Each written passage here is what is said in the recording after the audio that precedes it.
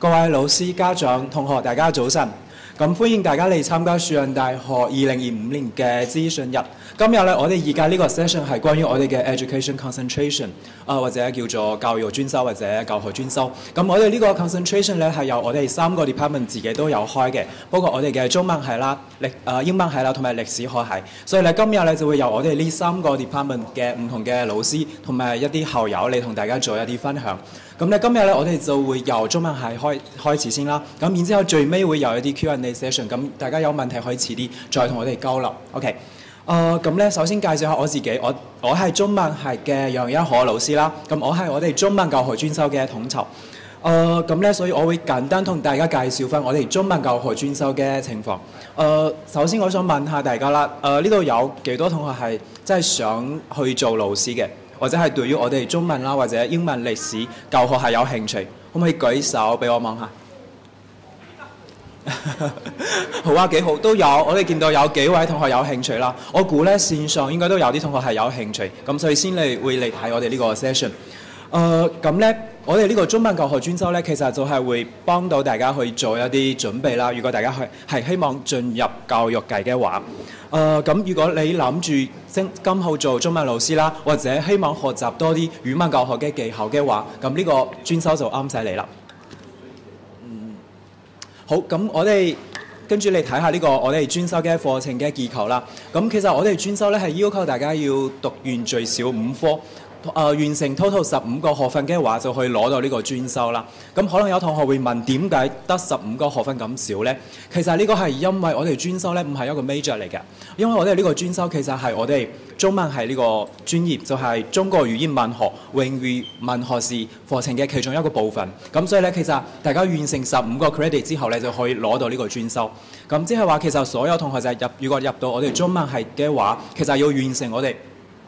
自己文學士課程嘅所有嘅科目，咁然之後咧，如果有興趣學習多啲嘢嘅話，就可以揀我哋呢個專修。係啦，咁我哋如果睇下呢個專修嘅結構咧，我哋會有2科嘅必修嘅科目，咁然之後會有一啲選修。好，咁呢度咧就係我哋現有嘅課程啦嘅科目啦，咁大家可以睇下啦。第一科 CHI 378語文教學理論與實踐，就係我哋嘅一科 departmental core， 即係話每一個同學如果想做我哋呢個專修嘅話，就一定要嚟讀呢科嘅。咁呢科咧，其實大家見到啦，佢會介紹翻我哋語文教學嘅基本理論啦、相關嘅技巧啦，同埋一啲實踐，咁都係一科好有幫助嘅一科啦。咁然之後，我哋好得意嘅有另外一個 course subject 就係呢個實習呢個 work placement course， 呢個397 CHI 397駐校體驗。咁呢一科咧，其實我哋會俾到我哋同學仔去到中學或者小學實習嘅一啲機會啦。咁就會有一個成個學期，大家都會唔係成個學期，而係每一個星期會有2日啦。咁都係成個學期嘅，大家可以去到中學或者小學咧，去學習睇下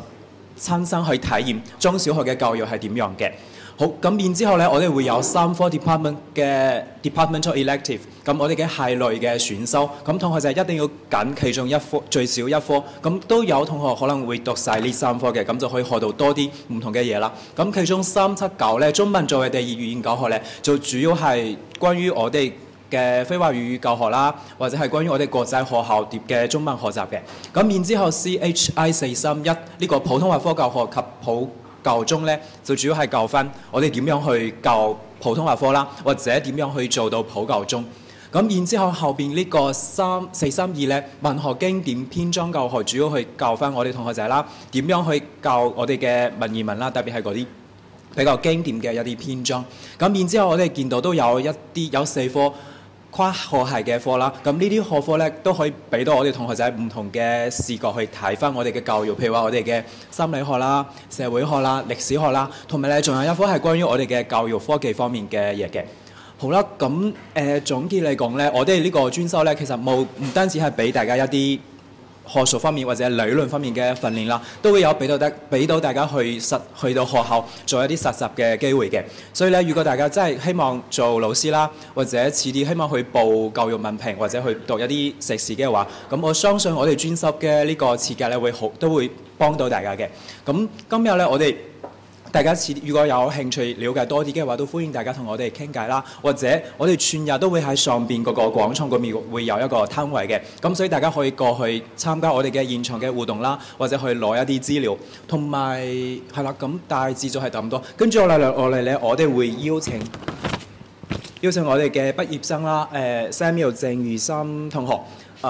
老師啦，鄭宇森老師，咁佢咧而家喺明愛胡靜中書院做嘢嘅，咁我哋有請 Samuel。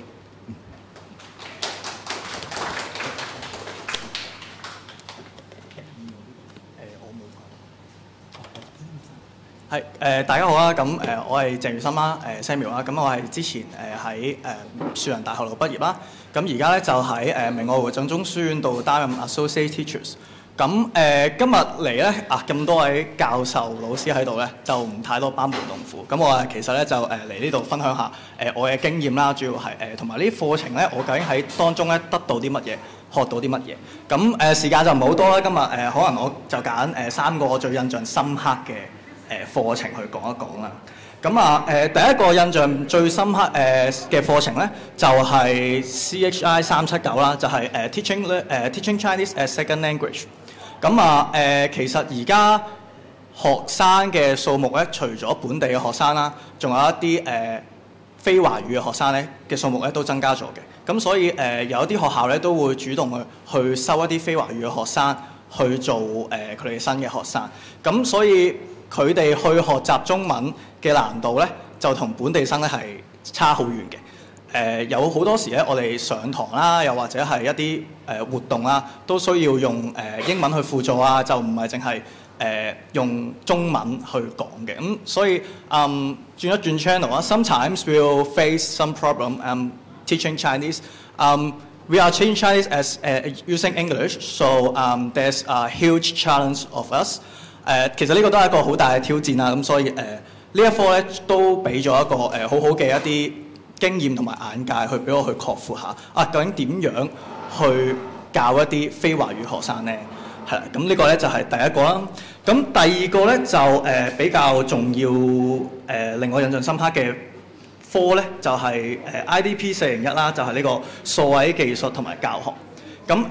因為而家咧即係香港都好多用科技咧去做一個教育嘅。咁譬如話我間學校咁為例啦。我哋咧其實每一位學生新入嚟 Form 1、Form 2都有每一人一部iPad 嘅。咁iPad 我哋做咩咧？就係平時攞嚟上堂啦，就當然唔係攞嚟俾你打機嘅。咁上堂嘅時候咧，我哋會可能用唔同嘅 Apps 啦、唔同嘅應用程式啦，去幫我哋去展示到更加多嘅一啲東西俾學生知道。咁以我上堂為例咧，我就用一個 Apps 叫 Good Notes 啦。咁我哋學校都非常之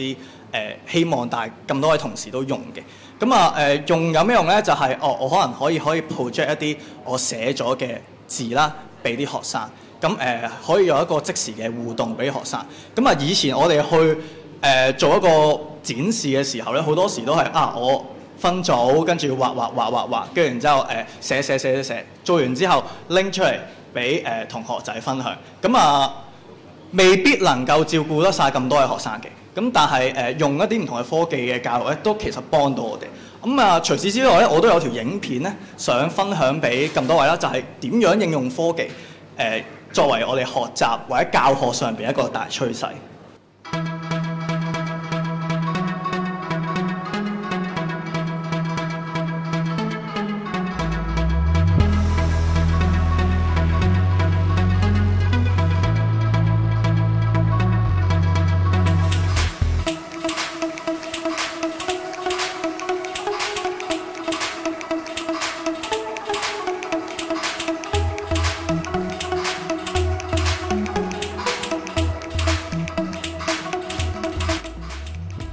呢度係一條好短嘅影片啦，咁就係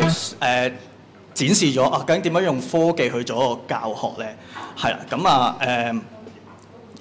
尤其是而家仲有一啲新嘅東西，可能 AI 嘅元素，大家都我唔知大家有冇用過 AI 做功課啦？有都唔好同大家講，係啦，咁自己知就好啦。咁但係點樣用 AI 去學習咧？其實都好值得大家去研究、去思考一下嘅。係啦，咁最後咧就係呢個駐校嘅體驗啦，即係有好多時，我哋讀咗好多 theory， 讀咗好多理論，讀咗好多唔同嘅東西。咁究竟點樣用呢？實戰嘅時候又係點呢？咁其實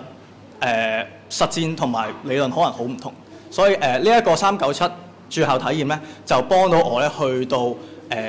正就係我而家就職緊嘅呢個學校咧去做一個駐校嘅體驗啦。咁我最後都留翻喺原有即係呢一間學校度做老師嘅，係啦。咁啊去到一個實習，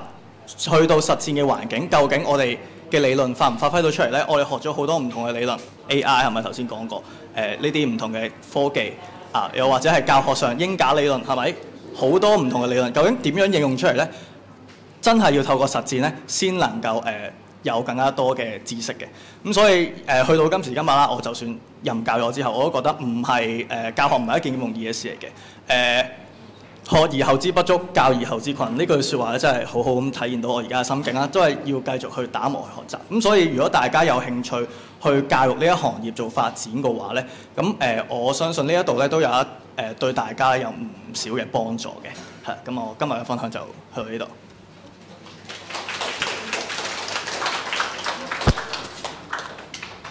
大家好，我係英文系嘅 Maria Chan， 咁歡迎大家嚟到聽我哋呢一個 talk 係關於 education concentration 嘅啦。咁咧我咧就係英文系嘅，咁我頭先講過，咁我就想講下介紹下英文系 education concentration 會讀啲乜嘢啦，同埋咧一陣間咧會有一個我哋啱啱畢業咗同學第一屆畢業嘅同學咧就會講解下佢點樣由 education concentration 變成而家一個老師，咁佢嘅 experience 佢會同大家分享一下嘅。同埋我哋亦都有一位而家讀緊 education 嘅同學啦，咁佢會可能佢會知道每一科佢要讀啲乜嘢多啲嘅，咁佢都會為大家介紹下，即係譬如佢讀咗啲咩科，嗰一科係對於將來如果佢想教書嘅話會有啲咩幫助咁樣。咁而家呢個咧就我就約略講下我哋英文係呢個 education concentration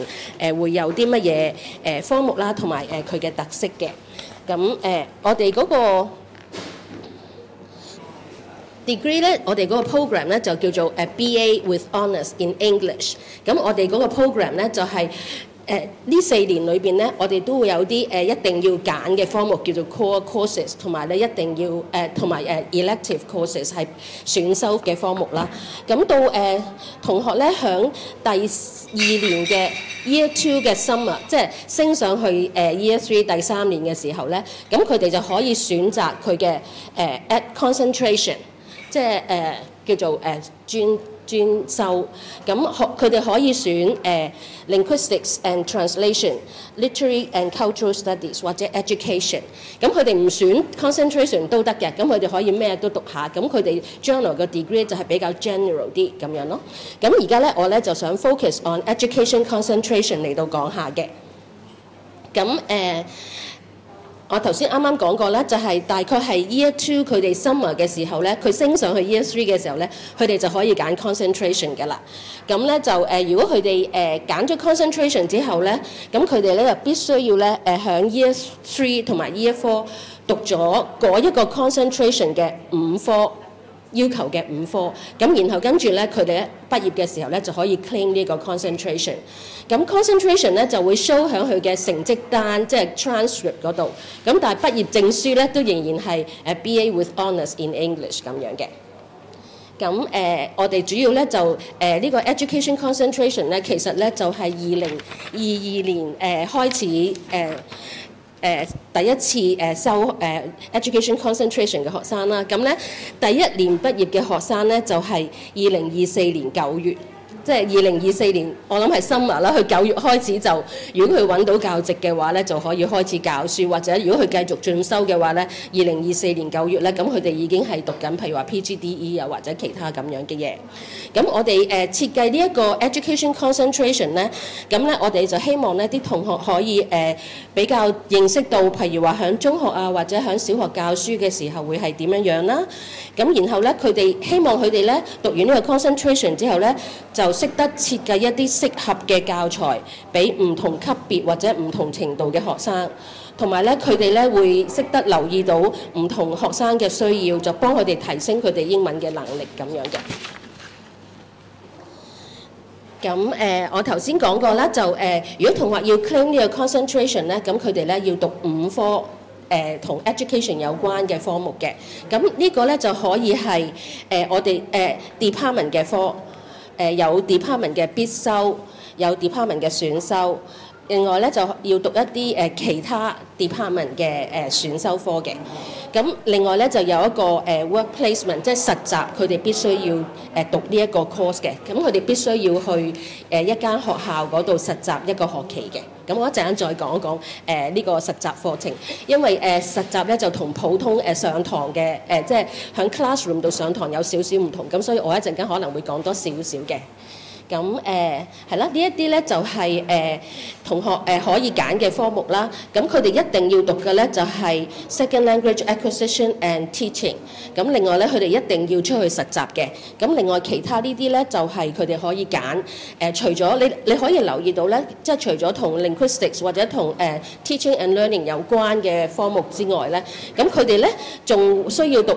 可以唔係需要讀嘅 ，sorry 我講錯咗，應該係話佢哋仲可以揀 contemporary literature， 因為咧其實大家咧嘅感覺就係英文老師咧，其實佢除咗需要佢知道點樣教學生之外咧，如果佢識一啲文學嘅話咧，咁佢對教書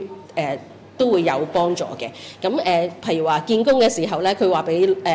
校長聽，或者話俾其他見佢嘅人聽咧，佢識得識得 literature 啦，唔一定係 contemporary literature， 咁對佢都會有幫助。咁亦都係對佢啲學生會有幫助嘅。咁另外有啲歷史嘅科目啦，或者有啲心理學嘅科目咧，咁佢哋都可以選嘅。咁一陣間咧，我哋有一個同學叫做 Stephen 嘅，咁佢會可能講多少少呢一啲科目裏邊佢哋讀啲乜嘢同埋學到啲乜嘢。咁我就頭先就講過啦，就話我想講一講咧實習有關嘅嘢啦，因為咧其實實習呢一科咧就同普通上堂嘅科目咧有少少唔同，咁所以我就揀咗佢出嚟講嘅。咁佢呢一個咧就係3個 credits， 即係好似普通上堂一科嘅3個 credits。咁咧佢咧就係響一個學期，通常就係3年班有一個學期下學期，咁佢咧就會去學校嗰度咧做實習嘅。學校咧就可能係中學啦，可能係小學，咁就睇下邊一間學校佢覺得係適合佢嘅，咁佢就會去做實習啦。咁佢主要咧就係幫老師譬如話 prepare 下啲教材啊，observe 下啊原來學校係點樣運作啊，如果佢將來做老師嘅時候，佢可以點樣做啊咁樣。咁喺呢個實習嘅科目裏邊咧，即係work placement 裏邊咧就會有2個 supervisor 嘅。咁喺佢嘅實習嗰間學校咧就會有個 workplace supervisor。咁另外翻到嚟學校咧，咁我哋都想將佢哋學到嘅嘢 link 翻嚟學校佢學嗰啲科目，譬如話同啲 theory 有關嘅嘢啊，或者佢學嗰啲科目有關嘅嘢。咁所以咧都會有一個 academic supervisor 喺學校度俾佢哋指導嘅。咁啲同學咧就會喺3年班嘅下學期咧就會去做 work placement 啦，咁就做120個鐘嘅。咁做完之後咧，咁咧喺學校裏邊嘅 supervisor 通常對我哋啲學生嘅 comment 咧就話咧，佢哋都好熱心嘅，佢哋都好中意教書嘅，同埋咧佢哋會即係比較勤力，或者好願意花多啲時間，就唔係話一定要 fulfill 咗我120個鐘就算數啦，而係佢哋會願意花多啲時間。如果assign 咗啲嘢俾佢做咧，佢係會願意花多啲時間做好佢為止嘅。咁呢個就係都幾好嘅 feedback 啦 from workplace supervisors。咁啲同學自己咧就覺得咧，佢讀完呢一科之後咧，其實咧就對佢嘅 time management 係有幫助。即係自己識得分配時間啦。咁無論係返學嘅時候，或者佢做嘢嘅時候，咁分配時間啦。咁呢個係好咗嘅。同埋咧，佢哋咧自己咧就識得比較唔需要太過依賴其他人去自己獨立去做一啲嘢啦，同埋咧佢哋識得點樣去 solve 一啲 problem instead of relying on the supervisors 或者佢哋上堂嘅 lecturers 咁樣。咁所以咧佢哋覺得有呢個感覺咧，就係如果我哋佢讀完呢個科之後咧，佢覺得佢自己可以提升到佢將來嘅 employability 嘅。咁事實上咧，就我哋有好多同學咧，我哋自從係2022年開始咗之後啦，咁我頭先講過2024年就已經開始有畢業生啦。咁我哋啲同學好多咧都係去教書嘅。咁我一陣間咧就留俾其中一位同學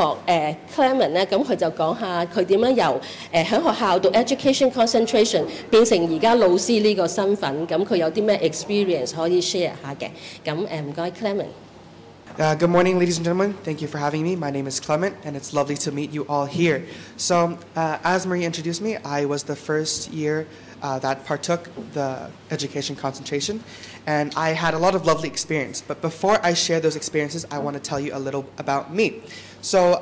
like we all said, I graduated in 2024, and with this education concentration, it landed me a position where I am currently teaching at St. Hilary's Primary School, where I teach Key Stage 1 and Key Stage 2, so Primary 1 to Primary 6 students. And the way I can describe it is it's like when you're learning to knit a scarf. At first, you're learning a new entire skill in hopes to make your piece of artwork. And throughout that process, you're learning different patterns, learning how to knit different things, like a hat, a scarf, a blanket, all these different things. And it's similar to student, where you have to learn different strategies, different techniques to hopefully nurture the students into becoming better educators. Now, with this, there's a lot of difference in classroom management as well as scaffolding and how to manage a classroom. And with education concentration as well as the opportunity to have an internship with the school, it allowed me to see firsthand what the teachers do. So I shadowed the teacher as well as seeing how they manage the class, what they do to prepare, what they do post after classroom, as well as their overall inner workings of a school. And this got me a lot of interest, and it made me very passionate about my job.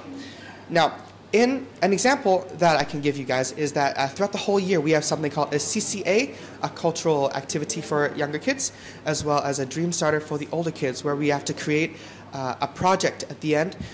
of the year to present to everyone in a school fair, where we create different activities, give them knowledge, and offer them activities to learn step by step to scaffold them to proper knowledge.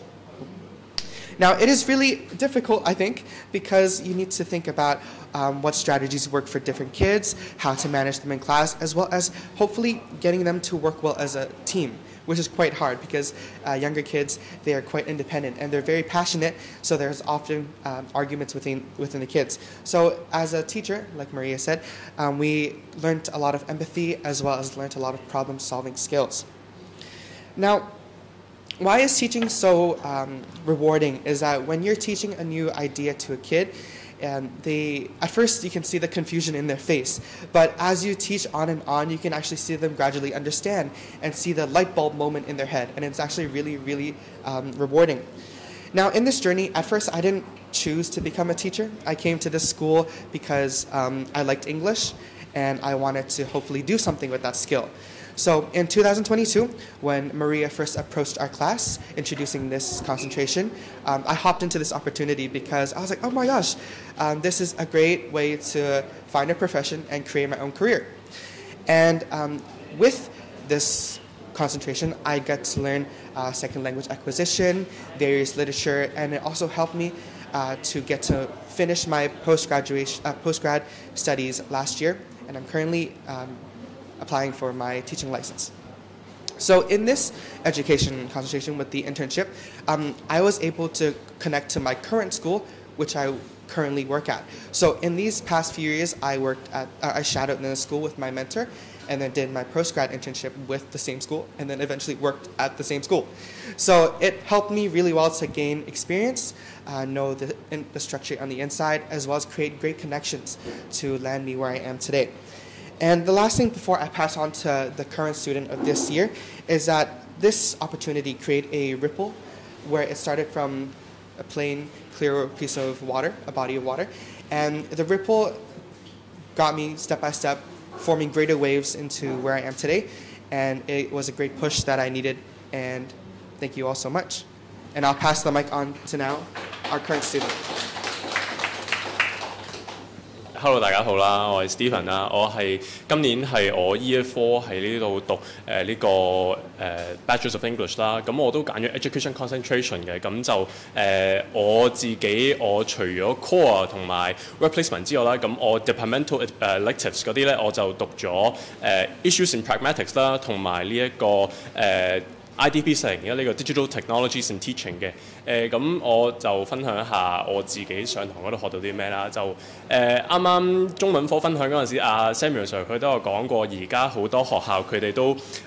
implement 運用咗好多電子嘅教學喺學校嗰度啦。咁呢個 IDP 401咧呢一個 course 入邊佢都教識咗我哋點樣用好多唔同嘅電子教學去運用喺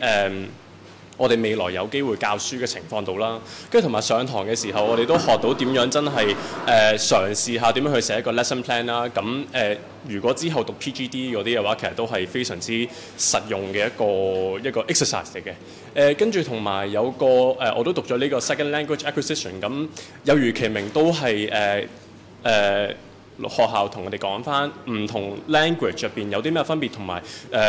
通常學生學語文嗰時會遇到啲乜嘢問題啦。咁跟住同埋 work placement 嗰度亦都係我最貼身地體驗最多關於學校點樣運作嗰方面嘅。咁啱啱我哋老師Maria 都有講過，未必係真係可以入到去課堂入邊教書，但係而家學校有好多老師除咗教書之外，都需要做好多 administrative 嘅嘢，或者係課外活動嘅嘢。咁呢一個 course 咧就俾我哋了解到一個學校一個老師佢除咗教書之外有啲咩 workload 要做啦。咁同埋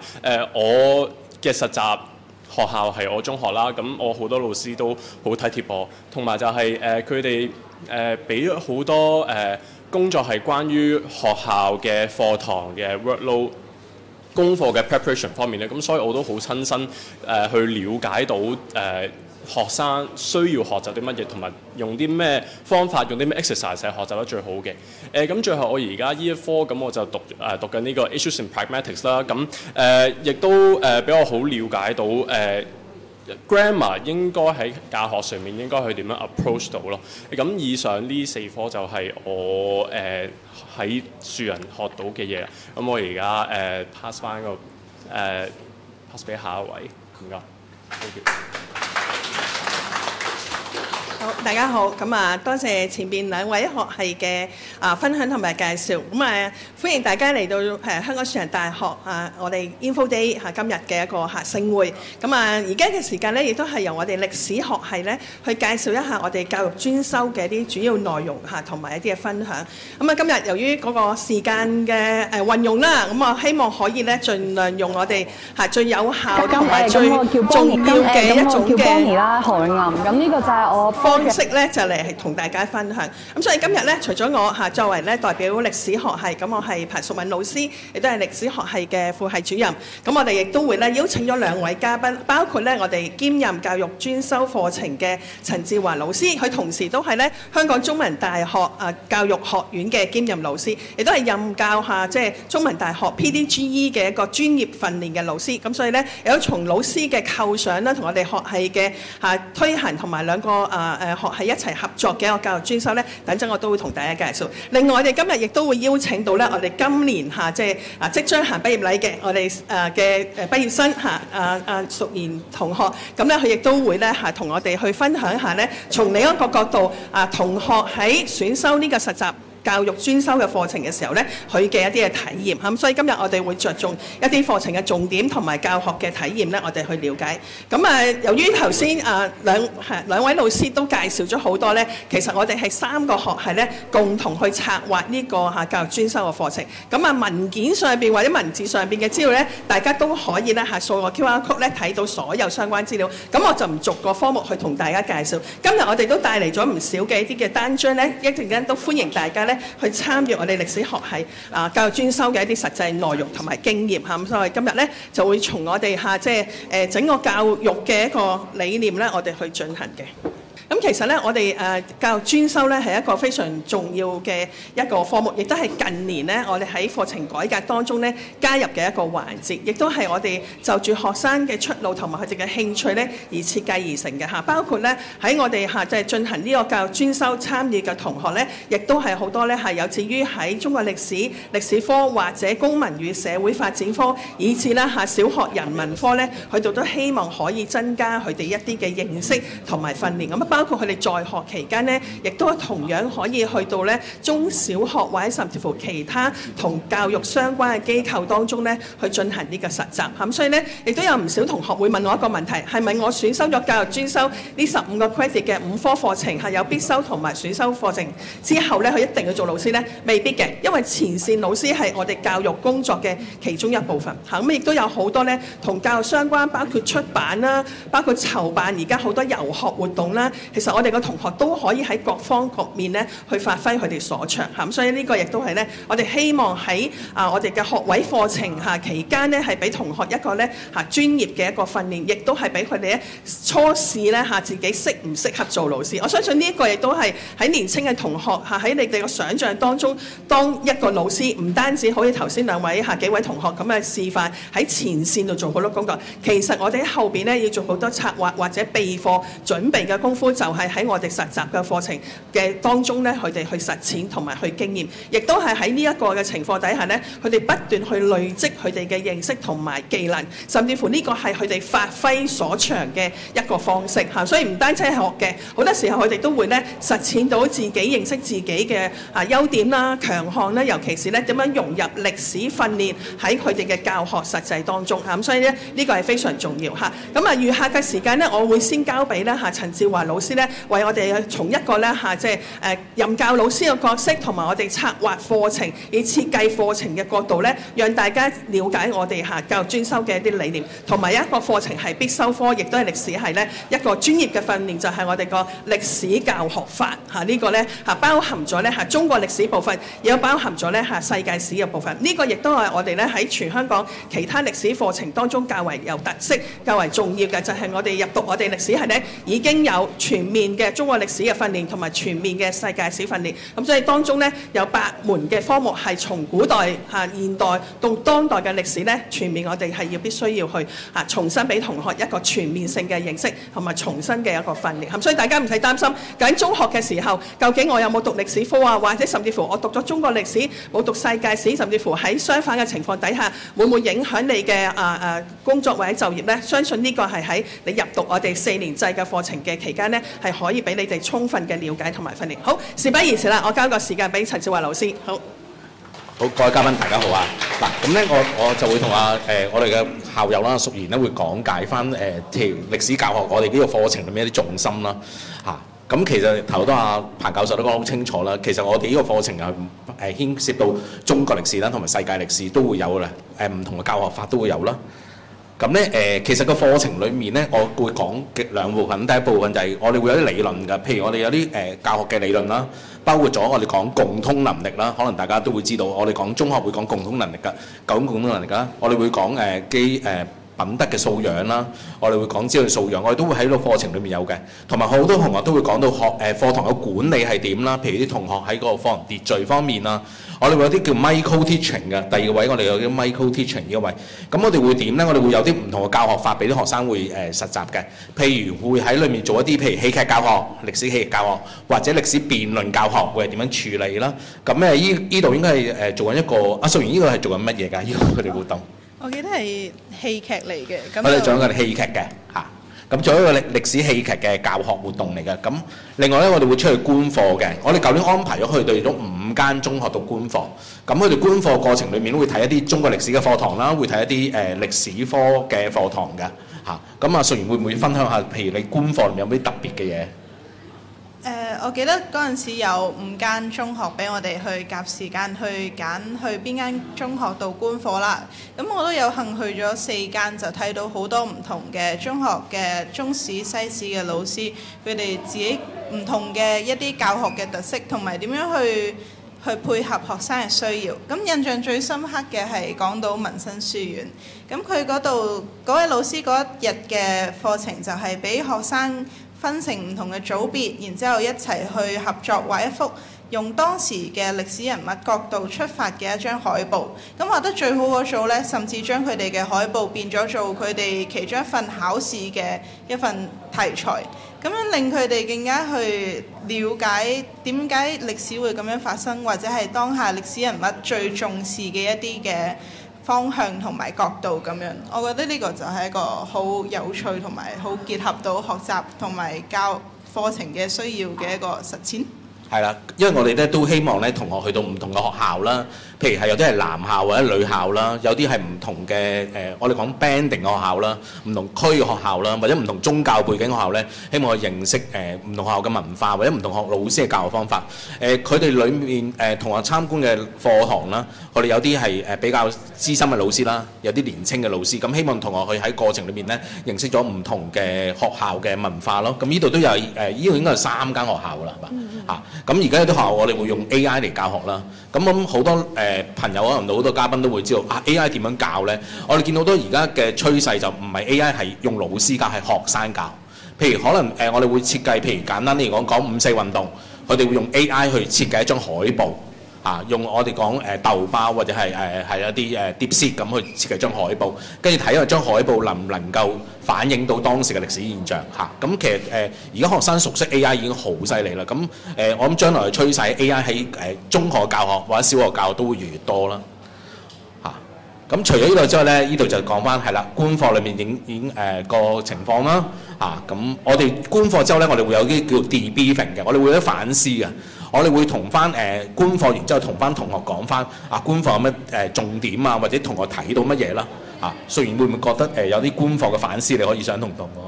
嘉賓分享下？我覺得最珍貴嘅係可以同唔同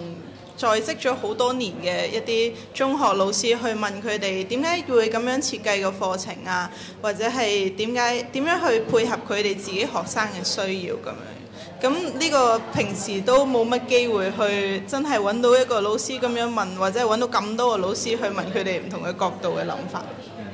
一陣時我哋會諗咧，我哋會可能有時我哋嘅學生咧係嚟自唔同嘅學校啦。咁有陣時會睇翻點解個中學老師會咁樣設計課程，可能係針對翻佢學生嘅程度啦，針對翻個課程啦，針對翻個年級啦。咁所以其實我哋會同翻個任教老師傾過程裏面咧，學生係獲益良多嘅嚇。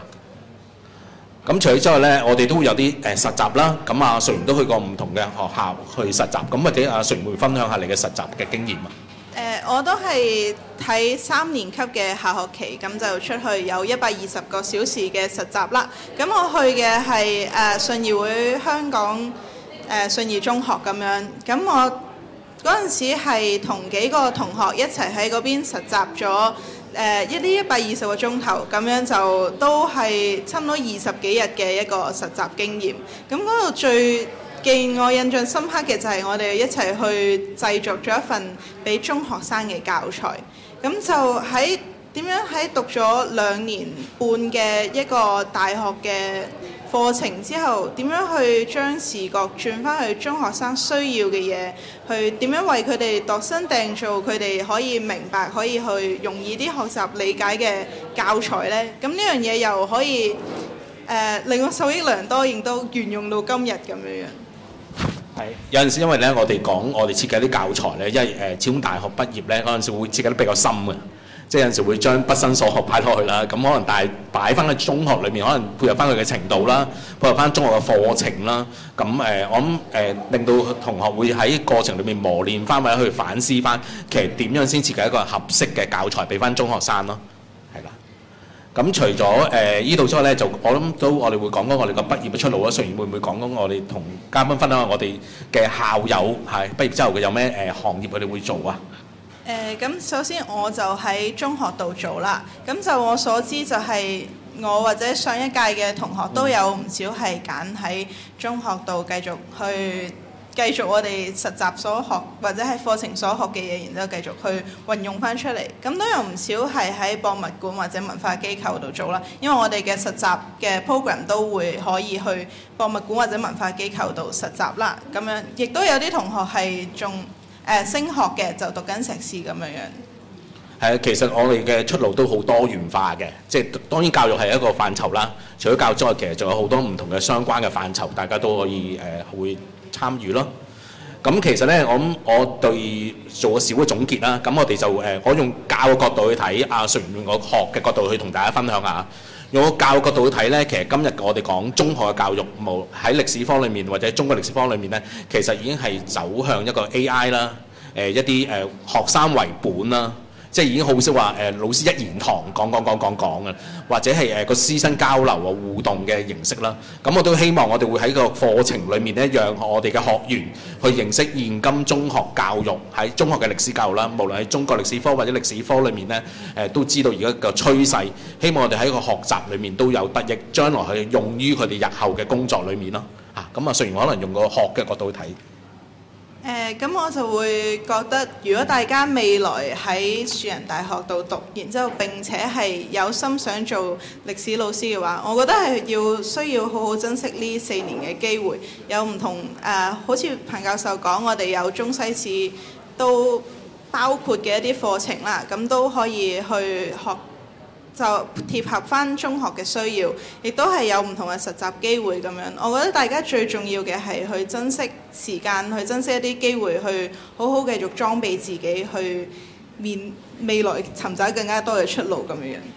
好多謝兩位。咁正如大家分享一樣啦，我哋歷史學系籌辦嘅教育專修課程呢，亦都係喺我哋一個啦歷史學系BA 嘅課程，一個專業嘅訓練底下，讓同學喺即係就業之前去達至一個專業嘅訓練，亦都係俾同學去選修嘅一啲科目。所以我哋部分同學未必係教育專修，但係同樣佢都可以選修我哋相關嘅課程。特別就係陳老師任教嘅歷史教學法。咁當中亦都俾大家去認識，除咗作為一個前線老師以外呢，其實我哋都會睇下實習課程呢，我哋好多照片上邊都想俾大家去認識，我哋其實師生嘅關係係都係好融洽啦，亦都係喺樹仁大學入邊，我哋都係呢個係我哋嘅招牌嚟嘅師生嘅一個參與。咁譬如我哋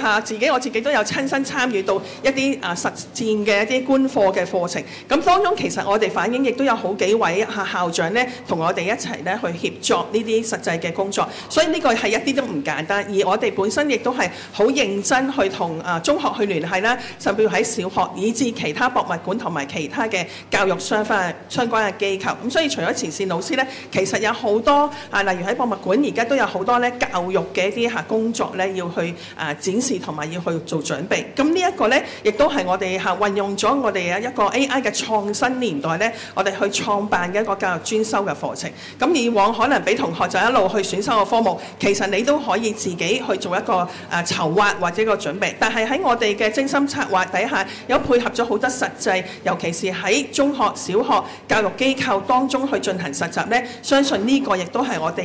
現時呢一個時代教學嘅一種突破。係啊，咁亦都希望大家去爭取即係申請日後去做老師，甚至乎呢去進修嘅過程入邊，因為我哋同學有咗教育專修呢一個嘅資歷同埋一個認同呢，呢個好緊要。之後呢，希望佢哋嘅申請呢會繼續得心應